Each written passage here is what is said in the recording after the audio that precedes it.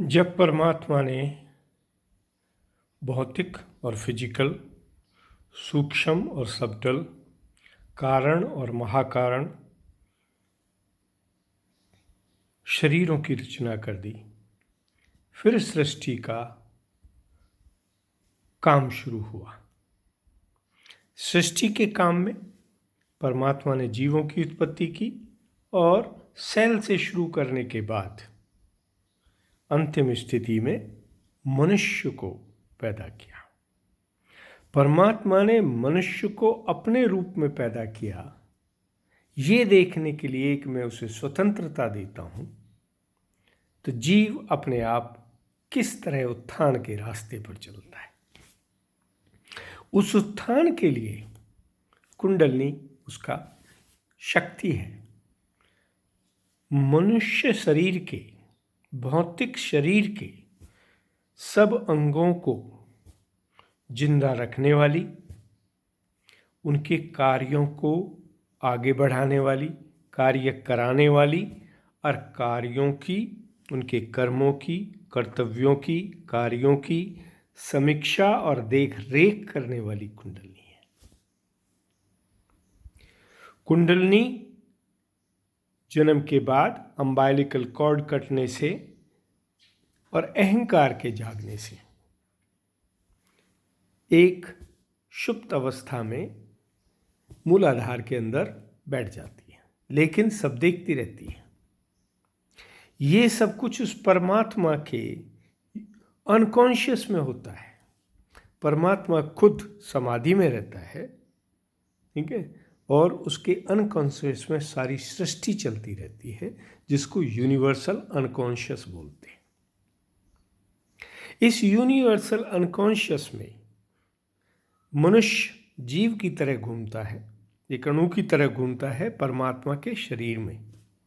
और जब कुंडलनी जागती है तो कुंडलनी जागने से उसकी चेतना में उत्थान आता है। नॉर्मल मानव चेतना, जो कि कुंडलनी के सो जाने से एक केवल भौतिक कार्यों में लिप्त रहती है, जब उसमें चेतना का जागरण होता है तो वो परमात्मा को देखना शुरू करती है, उसके बारे में सोचना शुरू करती है, उसके बारे में जानना चाहती है और आगे बढ़ के उससे मिलना चाहती है। ये योग का पहला चरण इस जीव में पैदा होता है कुंडलनी जागरण से।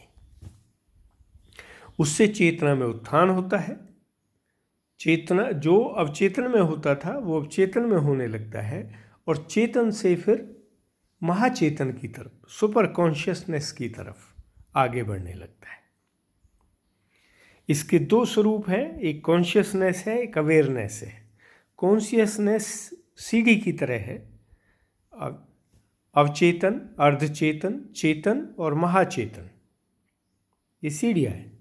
लेकिन हर चेतन स्टेप पे, हर चेतन सीढ़ी के उस उठने पे जो ज्ञान पैदा होता है, जो अब महसूस होना शुरू होता है, जो जीव में एक भावना आती है, एक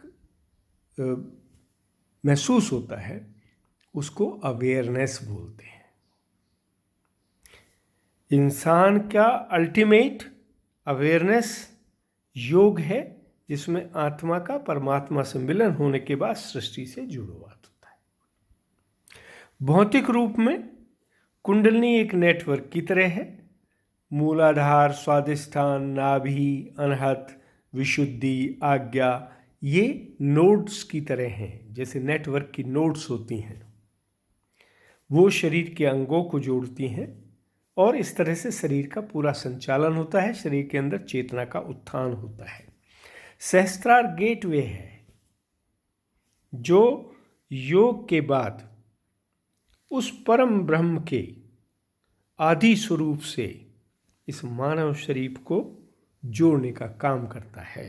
उस गेटवे के थ्रू, ग्लोबल गेटवे के थ्रू कुंडलनी जागरण से जब योग पैदा होता है तो जीव का परमात्मा के आदि स्वरूप ब्रह्म स्वरूप से जुड़ना होता है और मनुष्य के अंदर, जीव के अंदर परम चैतन्य बहने लगता है परमात्मा से शरीर की तरफ।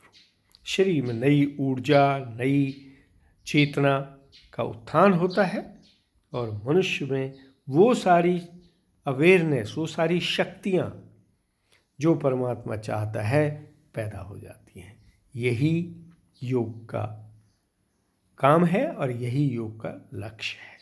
यही सबके लिए। जय ईश्वर।